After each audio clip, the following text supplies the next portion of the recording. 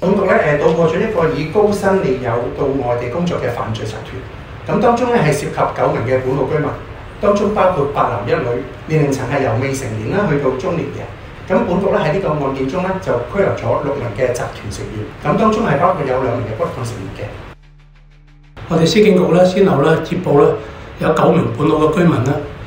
被人咧招募咧前往咗中國台灣咧從事呢個電信網絡詐騙嘅犯罪。咁佢哋喺當地咧被犯罪集團咧充當咗投資詐騙嘅犯案嘅車手，咁即係咧負責向當地嘅被害人咧收取詐騙嘅款項，而犯罪所得嘅款項咧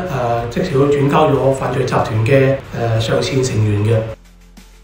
上述所講嘅參與者咧喺犯案過程裏邊咧被當地嘅執法人員咧拘捕，最終咧亦都俾當地嘅司法機關咧判處咗3個月至8個月嘅不等徒刑。現時咧已經有4名嘅參與者咧咁啊刑滿獲釋啦，翻嚟澳門㗎啦。